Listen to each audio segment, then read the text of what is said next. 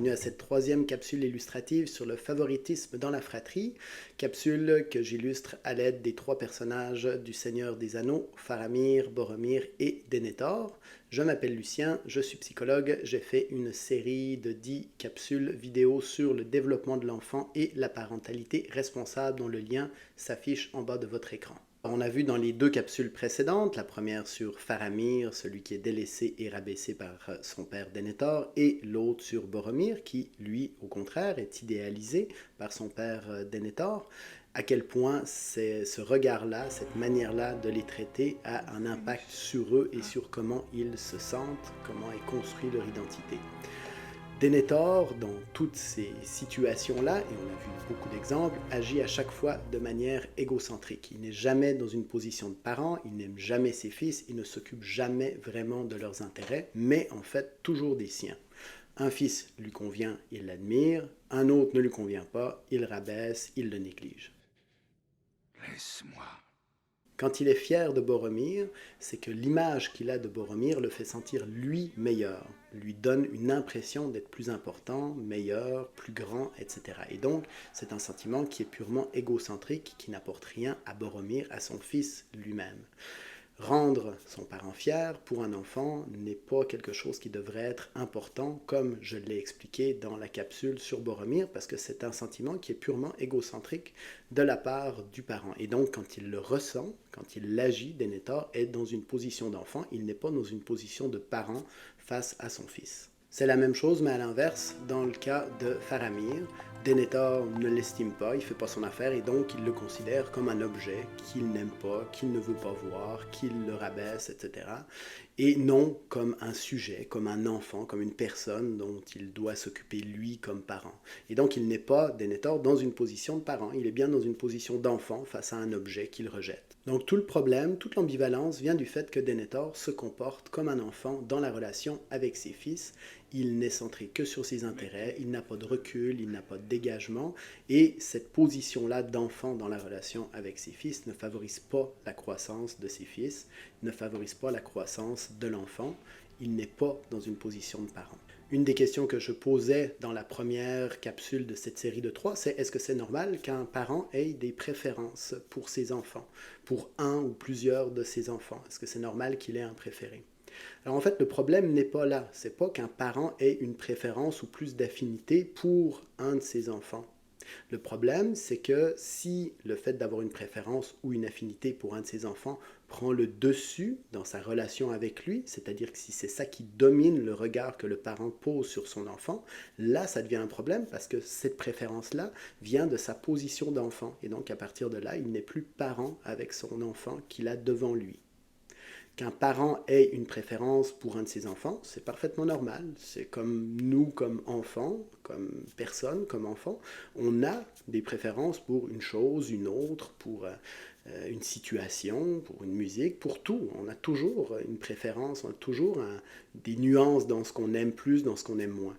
Comme parents, ben c'est pareil. Il y a des enfants avec qui on a plus d'affinité, qui nous parlent plus, avec qui on sent qu'on ressemble plus, qu'on comprend mieux, etc. Le problème, c'est qu'il ne faut pas que ces préférences-là, ou l'inverse, qu'il y en ait avec qui on se sente plus étranger, ou que même qui nous irritent plus facilement, etc. Il ne faut pas que ces sentiments-là viennent prendre le dessus et viennent conditionner, viennent déterminer le regard qu'on a sur eux.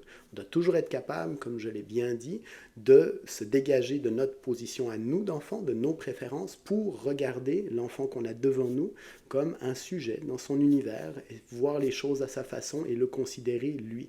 Et donc, encore une fois, c'est pas qu'on ait des préférences ou qu'on ait plus de difficultés personnelles à comprendre, sentir un enfant, c'est que ce soit ça qui prenne le dessus dans notre position de parent.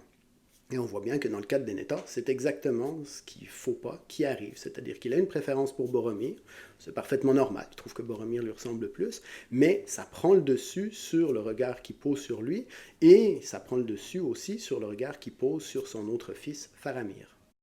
Faramir et Boromir prennent le regard que Denethor pose sur eux comme un regard parental crédible, alors qu'en fait, c'est un regard d'enfant. Tout au long du rapport qu'ils ont avec lui, on voit qu'à chaque fois, ils donnent de l'importance à ce regard. Ils vont chercher, ils essayent d'aller chercher quelque chose, ils lui donnent une signification, alors que dans le fond, la seule signification que ça a, la seule importance que ça a, c'est pour Denethor lui-même. Un enfant ne doute pas de la véracité du regard que son père ou que sa mère pose sur lui. Il est automatiquement crédible pour lui et il provoque le développement, la structuration de son soi. Petit aparté pour bien spécifier qu'il est habituel de voir des adultes qui se comportent émotivement comme des enfants.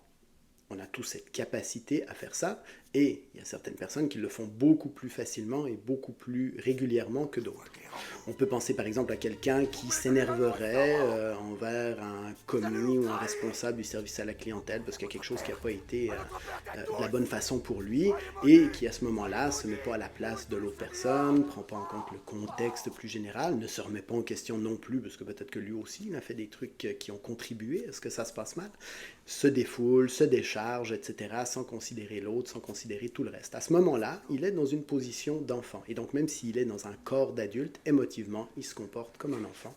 Et c'est un phénomène qui arrive très fréquemment. Dans l'exemple que je viens de donner sur le responsable du service à la clientèle, si lui, il prend toutes les récriminations, toutes les plaintes, toute la colère et même l'agressivité qu'il peut voir dans une journée comme étant quelque chose qui s'adresse à lui personnellement, même si c'est le cas dans la tête ou dans le cœur de celui qui fait ces réprimandes-là, mais si le responsable du service à la clientèle le prend personnellement, il ne survivrait pas longtemps émotivement, il serait dévasté au bout d'une journée, il ne pourrait pas toffer plus qu'une semaine ou deux dans cette situation-là.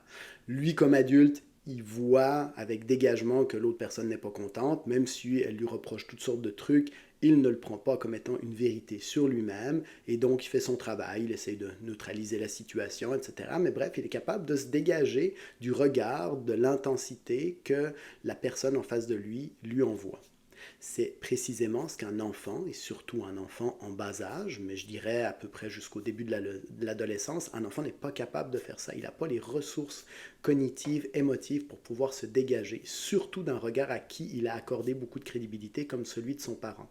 À la limite, si l'enfant est déjà bien investi, a déjà une certaine confiance en lui, et qu'il est rendu, mettons, dans le milieu du primaire, et que là, il y a quelqu'un d'étranger qui le critique ou qui peut devenir plus agressif avec lui, il va probablement être capable d'un certain dégagement et au moins d'avoir la capacité d'aller en parler à son parent ou une personne ressource pour qu'il l'aide à processer ça, puis à pouvoir faire en sorte de digérer, puis de comprendre s'il y a quelque chose qui lui appartient ou pas. Mais ça va être quand même très difficile pour lui.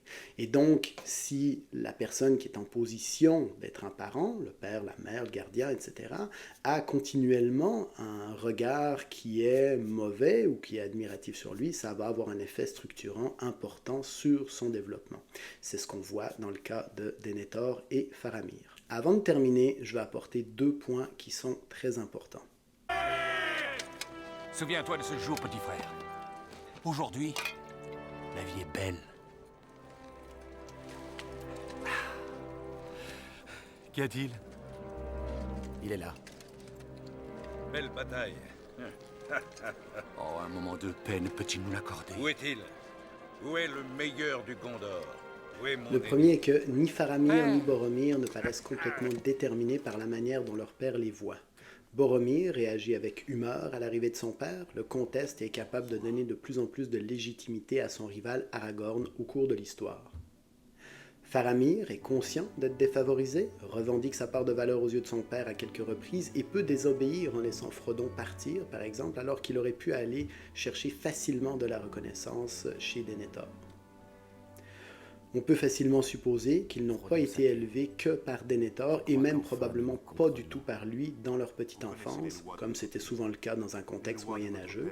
Ils ont donc probablement été déterminés par un regard parental plus sain, leur mère, un tuteur, qui leur a permis de développer leur soi à l'abri de leur père et que leur père Denethor ne s'est intéressé à eux que quand ils ont commencé à être plus grands, plus des garçons, des jeunes hommes, et que là, il représentait quelque chose de plus significatif pour lui. Ce qui m'amène au second point, que si le regard déterminant significatif qui avait été posé sur Faramir ou Boromir pendant leur enfance avait été celui de Denethor, leur trajectoire développementale aurait été significativement différente et les dégâts auraient été beaucoup plus grands. Un enfant déterminé par un de ces deux regards développe un soi très problématique.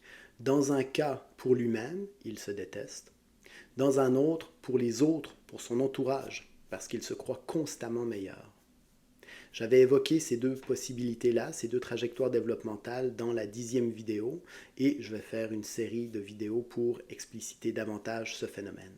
Voilà, c'est terminé pour cette capsule et pour la série illustrative sur le favoritisme dans la fratrie, plus précisément sur la différence chez l'adulte entre une position de parent et une position d'enfant, et sur certains impacts que ça peut avoir dans la relation avec les enfants. Il est aussi très important de bien voir que cette position-là d'enfant, du parent ou de la personne envers l'autre est souvent prise comme une position crédible, comme un regard crédible qui est porté sur nous, alors qu'en fait, encore une fois, quand on comprend ça dans un monde égocentrique d'enfants, ça ne parle que de la personne elle-même. J'espère que vous avez apprécié. Encore une fois, si vous avez des questions ou des commentaires, n'hésitez pas.